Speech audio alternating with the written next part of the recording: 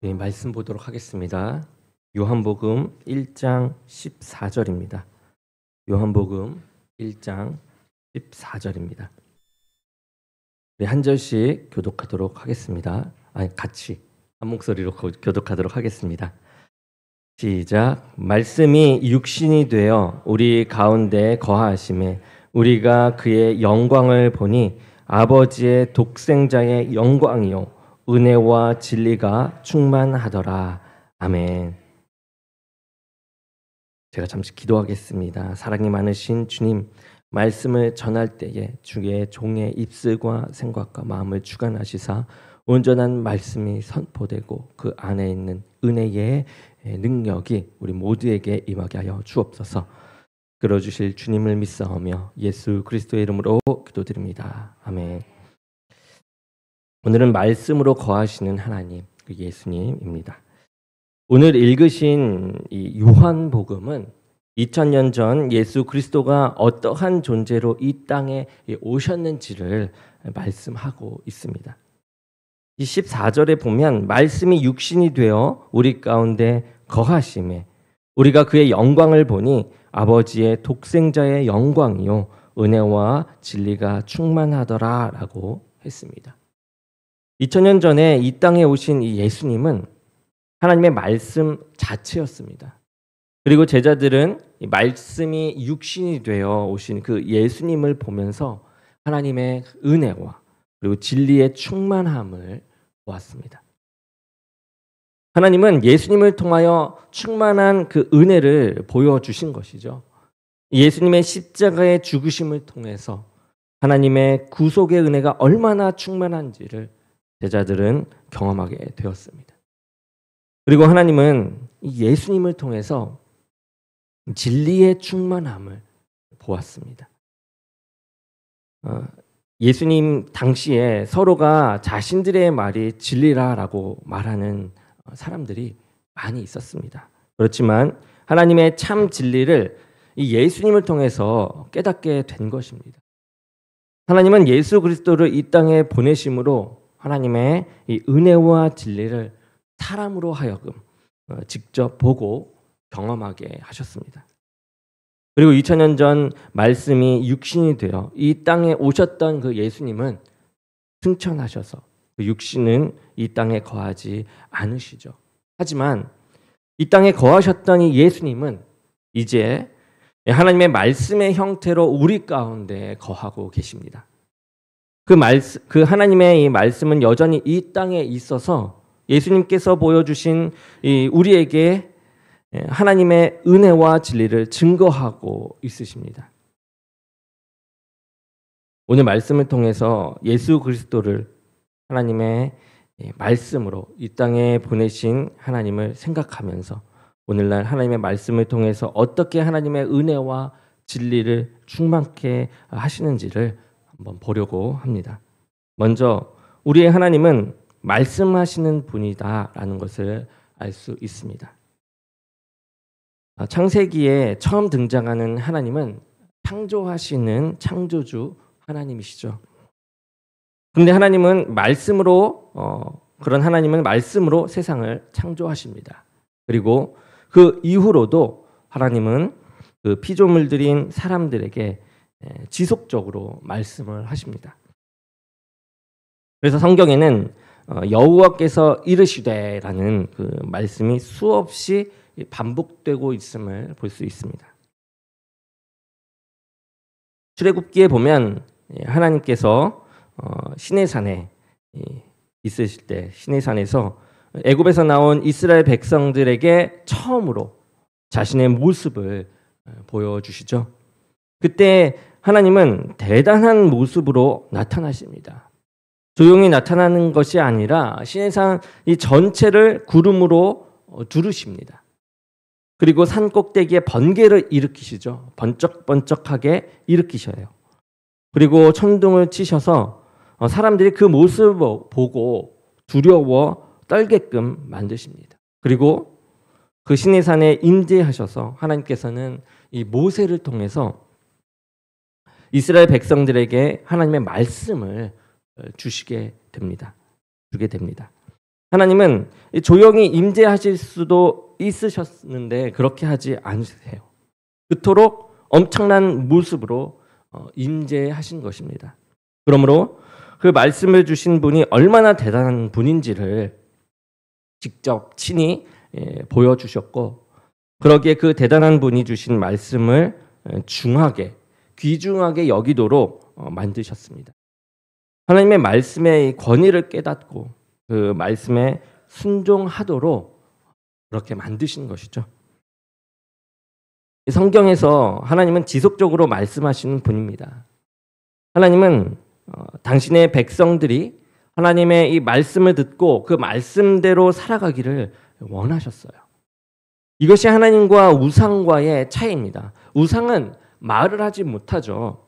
하박국 2장 18절을 보면 이렇게 나와 있습니다. 새긴 우상은 그 새겨 만든 자에게 무엇이 유익하겠느냐? 부어 만든 우상은 거짓 스승이라 만든 자가 이 말하지 못하는 우상을 의지하니 무엇이 유익하겠느냐? 이렇게 나옵니다. 살아계신 하나님은 지속적으로 사람들에게 이렇게 말씀하시지만 생명이 없는 죽은 우상은 말할 수 없는 것입니다. 그러니 사람이 만든 우상을 신으로 여기고 사는 것은 참으로 어리석은 일이죠. 그런데 오늘날 하나님의 말씀을 듣지 못하게 하는, 그리고 말 못하는 우상보다도 더 무서운 것이 사람들의 말입니다. 사람들은 하나님의 말씀을 듣기보다는 세상의 소리를 듣는 것에 더 관심을 두게 되죠. 어떠한 정책이나 계획을 하려고 하면 설문조사를 통해서 사람들의 말을 듣습니다. 사람들이 말하는 의견에 따라서 정책을 수립하고 사업을 합니다. 그리고 요즘 보면 개인 방송도 많이 생기지 않았습니까? 더 많이 생겼습니다.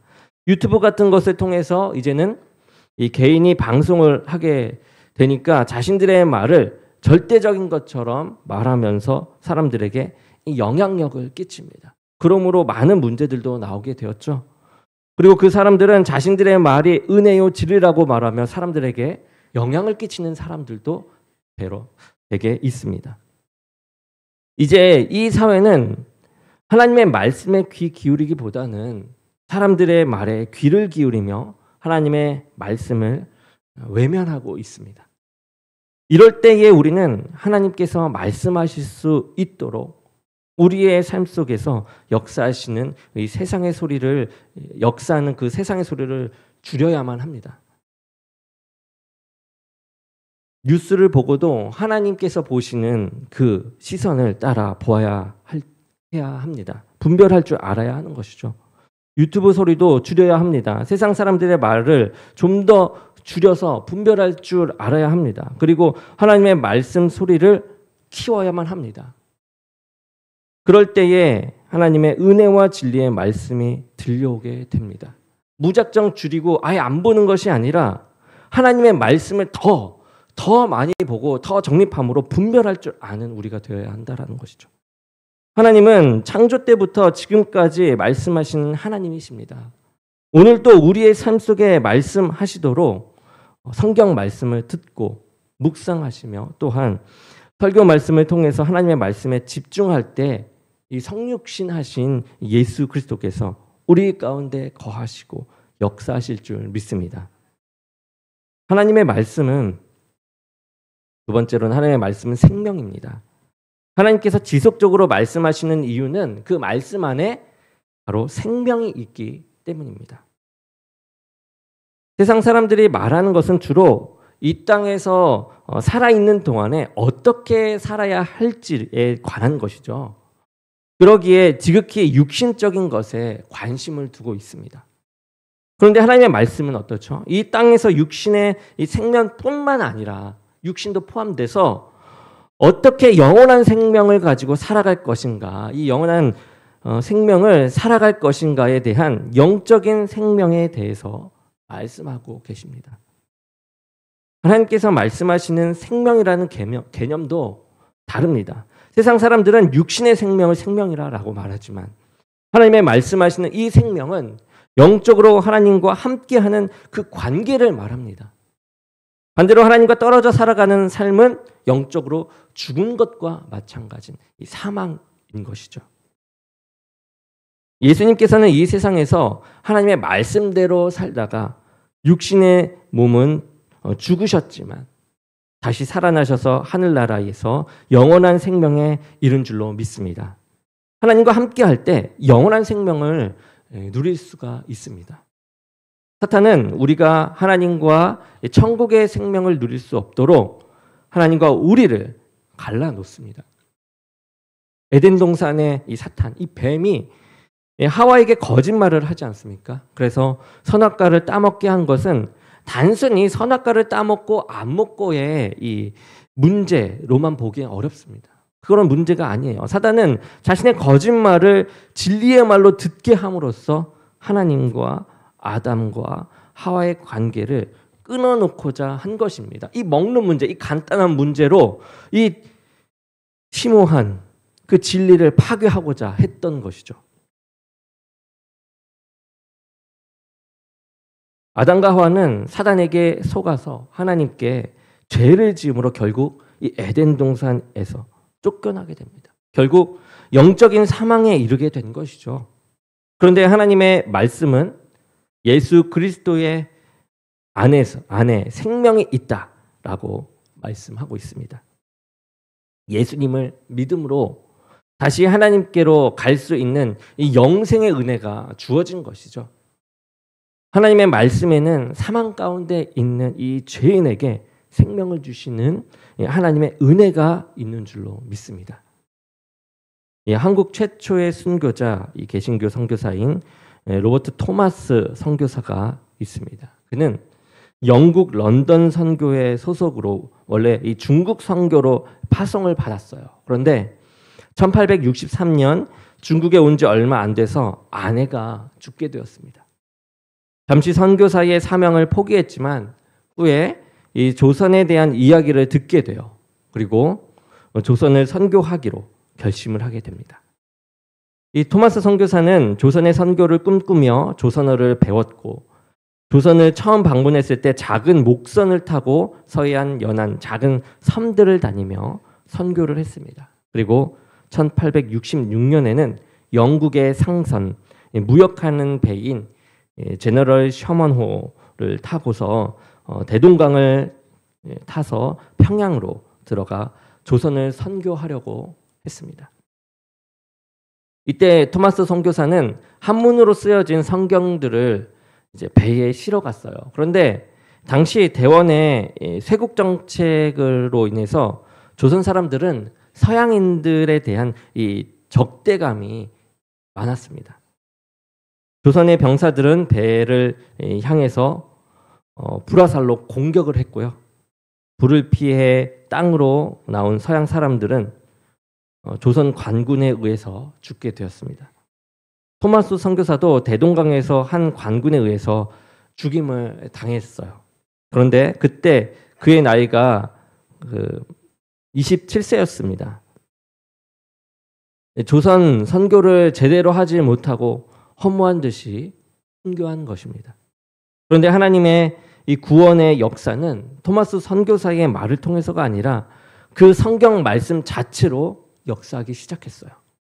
이 토마스 선교사를 죽인 사람은 박춘권이라는 병사였는데 그는 토마스 선교사가 죽기 전에 자신에게 전해준 성경을 버리지 못하고 보관하고 있었어요. 그러다가 후에 성경을 읽고 예수님을 믿게 됩니다.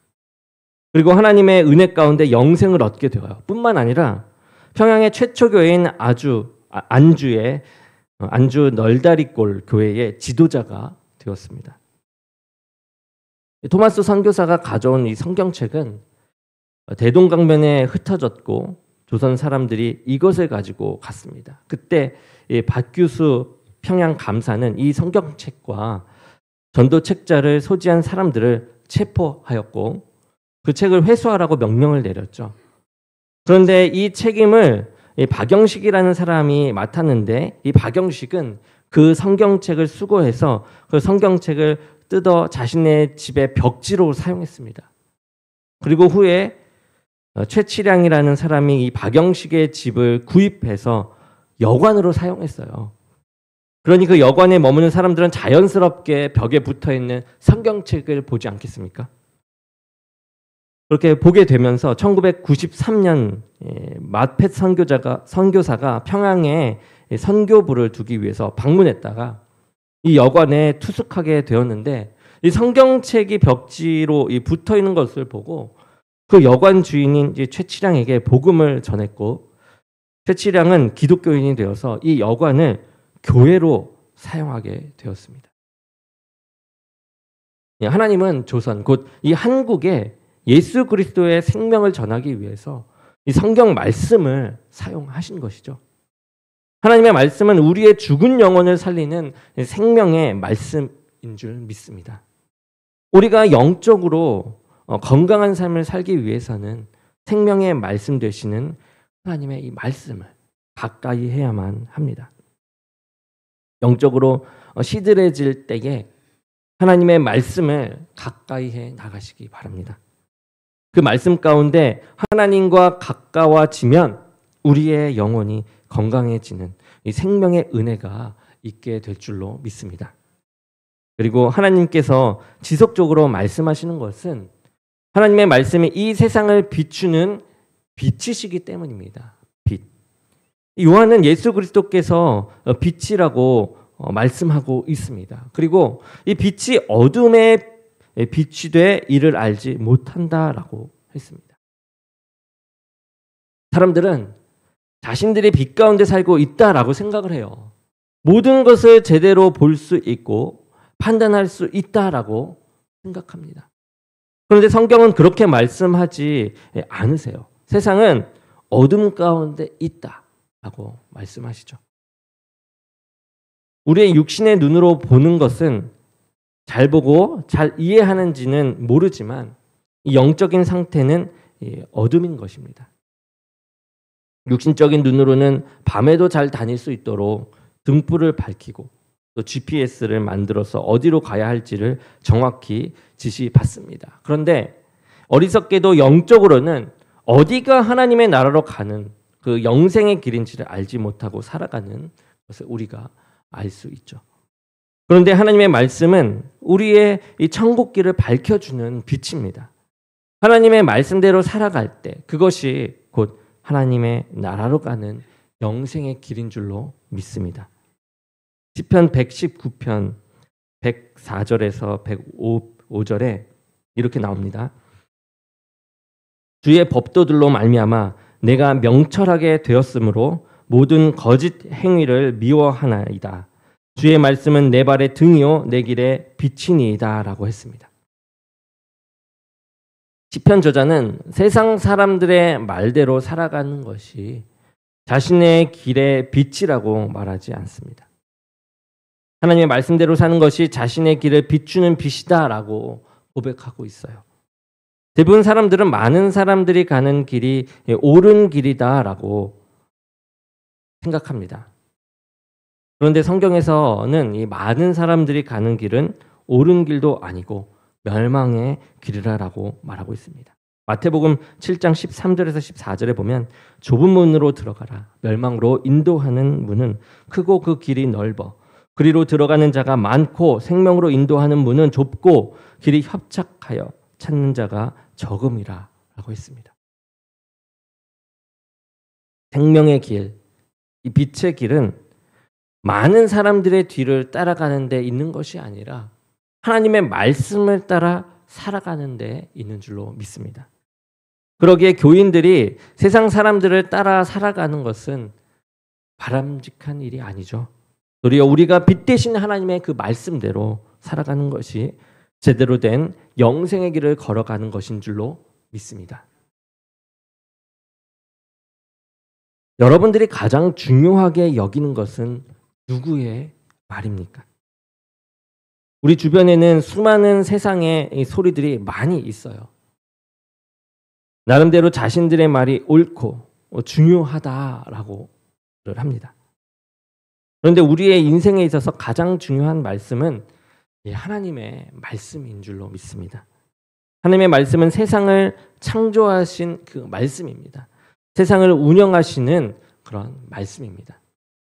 하나님의 말씀은 죽은 자에게 생명을 주시는 하나님의 은혜가 담겨진 말씀이에요. 우리가 죽을 것 같은 이 삶을 살 때에 하나님의 말씀을 접할 때에 우리의 영혼이 살게 되고 우리의 삶이 살게 되는 줄로 믿습니다. 하나님의 말씀은 어둠 속에 있는 자에게 빛을 주시는 진리의 말씀입니다. 하나님의 말씀을 우리가 대할 때에 우리를 지배하고 있는 그 거짓을 분별할 수 있고요. 진리 가운데 우리가 바르게 나아갈 수 있게 되는 것입니다. 예수님의 제자들은 말씀이 육신이 되어 예수님을 통하여서 하나님의 은혜와 진리의 충만함을 경험했습니다. 그리고 이제 예수 그리스도는 우리에게 말씀의 형태로 우리 안에 거하시는 줄로 믿습니다. 어떤 말보다 하나님께서 우리에게 말씀하시도록 늘 하나님의 말씀인 이 성경책을 가까이 두고 읽고 묵상할 때에 하나님의 은혜와 진리의 충만함이 우리 가운데 임하게 될 줄로 믿습니다. 그리고 예수님께서 말씀이 육신이 되어 사셨던 것처럼 저와 여러분들도 하나님의 말씀대로 살아감으로 이 사망과 죽음의 세상에 하나님의 생명과 빛을 드러내는 이 성도의 삶을 살아갈 수 있기를 간절히 축원합니다. 기도하겠습니다. 사랑의 하나님, 오늘 이 시간 하나님의 말씀을 더욱더 의지하고 묵상하며 나아갑니다. 하나님께서는 사람을 통해서 일하시지만 특히 이 말씀이 주가 되어 일하심을 우리가 다시 한번 알아 나아갑니다. 주님께서 이 말씀을 통하여 우리를 변화시키시고 인도하시고 붙잡아 주시옵소서. 역사하시는 주를 의지하오니 함께하여 주옵소서. 예수 그리스도의 이름으로 기도드립니다. 아멘.